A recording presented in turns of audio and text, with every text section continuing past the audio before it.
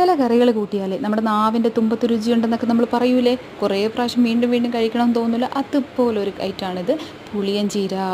പണ്ട് ഞാൻ ഒരുപാട് കഴിച്ചിട്ടുണ്ട്. ഇപ്പം ഞാൻ കഴിഞ്ഞ ദിവസം കോയമ്പത്തൂർ പോയപ്പം അവിടുത്തെ മാർക്കറ്റിൽ നിന്ന് മേടിച്ചാണ് കൊണ്ടുവന്ന് നന്നായിട്ട് ഇലകൾ മാത്രം എടുത്ത് നന്നായിട്ട് കഴുകി വൃത്തിയാക്കി ഒരു പാത്രത്തിലിട്ടു. അതിൻ്റെ കൂടെ നമുക്ക് ഒരു 10-15 അല്ലി വെളുത്തുള്ളിയും ചെറിയ ഉള്ളിയാണ് ആവശ്യം കേട്ടോ. ചെറിയ ഉള്ളിയാണ് ഏറ്റവും നല്ലത്. അപ്പോൾ അത് രണ്ടും കൂടെ കഴുകി വൃത്തിയാക്കി ഈ ചീരയുടെ മേളിലോട്ടങ്ങൾ ഇട്ട് കൊടുത്തിട്ടോ. നല്ല അടി കട്ടിയുള്ള ഒരു പാത്രം എടുക്കണേ. അതിനുശേഷം ഞാൻ ഒരു തക്കാളിയും കൂടി ഇട്ട് കൊടുത്തിട്ടുണ്ട്. തക്കാളി ഓപ്ഷണലാണ്, എന്നാലും നിങ്ങൾ ഇട്ടോ. പിന്നെ എരിവിനനുസരിച്ചുള്ള പച്ചമുളക്, എനിക്ക് എരിവ് കുറച്ച് മതി, അതുകൊണ്ട് ഞാൻ 2 പച്ചമുളക് എടുത്തിട്ടുള്ളേ. പിന്നെ ആവശ്യത്തിനുള്ള ഉപ്പും കൂടെ ഇട്ടു. ഉപ്പും കൂടെ ഇട്ടിട്ട് ഇത് മുങ്ങുന്നത്ര ഒരു കപ്പ് വെള്ളം മതിയാവും.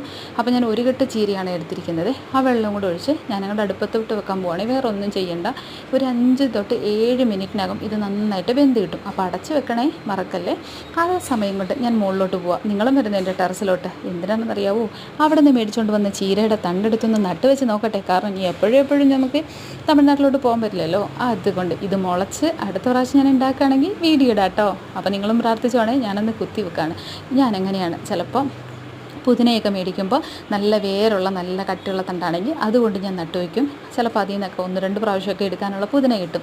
അതുകൊണ്ട് ഇതും അങ്ങനെ വളരുകയാണെങ്കിൽ വളരട്ടെ എന്നുള്ള രീതിയിൽ ഞാൻ പല ചട്ടികളിലായിട്ട് ഒരു 5-6 തണ്ടുണ്ടായേ അതെല്ലാം ഞാനങ്ങ് നട്ട് വെച്ചിട്ടുണ്ട്.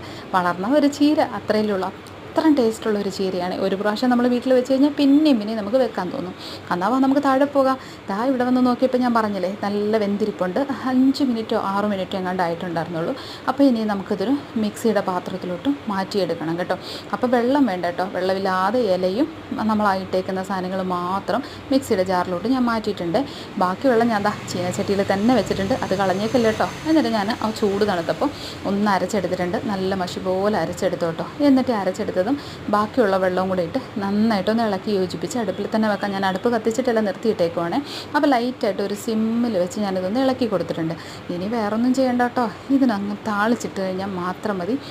വളരെ എളുപ്പത്തിൽ നമുക്ക് ചെയ്തെടുക്കാൻ പറ്റും. ഇത് നല്ല തിള വന്നിട്ടുണ്ട്. തിള വരുമ്പോൾ ആ വെള്ളമെല്ലാം കുറച്ചും കൂടെ ഒന്ന് വറ്റി ഒന്ന് സെറ്റായി വരും.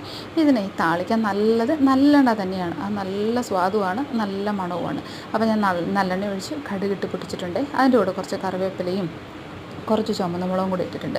പിന്നെ ഒരു 10 അല്ലി ചെറിയ ഉള്ളി ചെറുതായിട്ട് നേരിയതായിട്ട് അരിഞ്ഞതാണ്. ഈ ചീരയുടെ ഇടയ്ക്ക് ചെറിയ ഉള്ളി കടിക്കാൻ കിട്ടുമ്പോൾ എന്നാ ടേസ്റ്റാണെന്നറിയാവോ. അപ്പോൾ ഒരിക്കലെങ്കിലും ഇതുപോലൊരു ചീര ഇങ്ങനെ ചെയ്ത് നോക്കാത്തവർ ഇത് മേടിച്ച് ചെയ്ത് നോക്കുക. കറി ഇഷ്ടപ്പെട്ടാൽ ലൈക്ക് ചെയ്യുക, ഷെയർ ചെയ്യുക, കമൻറ്റ് ചെയ്യുക. ഒരു പറ ചോറ് ദിനം ഈ ഒറ്റ കറി മതി. തീർച്ചയായിട്ടും ചെയ്ത് നോക്കണേ. ഇഷ്ടപ്പെട്ടാൽ ലൈക്ക് ചെയ്യാനും ഷെയർ ചെയ്യാനും മറക്കല്ലേ. പുതിയതായിട്ട് വന്നവരൊന്ന് സബ്സ്ക്രൈബ് കൂടെ ചെയ്തേക്ക്. അന്ന് ടാറ്റ, ബൈ.